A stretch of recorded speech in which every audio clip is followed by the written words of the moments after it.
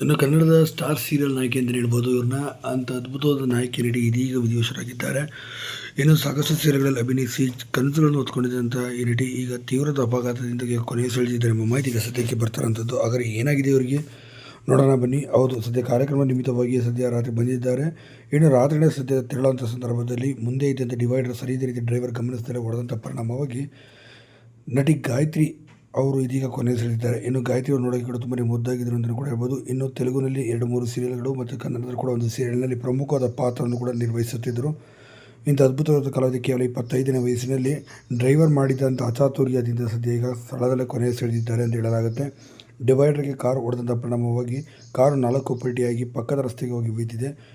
ಇನ್ನು ಕಾರು ಪಲ್ಟಿಯಾದ ಪರಿಣಾಮವಾಗಿ ಕಾರಿನ ಒಳಗಡೆ ಅವರ ತಲೆಯ ಭಾಗ ತೀವ್ರದ ಪೆಟ್ಟು ಬಿದ್ದಿದೆ ಮತ್ತು ಕುತ್ತಿಗೆ ಮತ್ತು ತಲೆಯ ಭಾಗನೇ ಬೇರೆಯಾಗಿತ್ತು ಅಂತಲೂ ಕೂಡ ಹೇಳಲಾಗಿದೆ. ತುಂಬಾ ಭೀಕರವಾಗಿ ಅಂತ್ಯ ಕಂಡಿದ್ದಾರೆ ಇಂಥ ಅದ್ಭುತವಾದ ನಟಿ ಹಾಗೂ ಮುದ್ದು ಮುಖದ ಚೆಲುವೆ.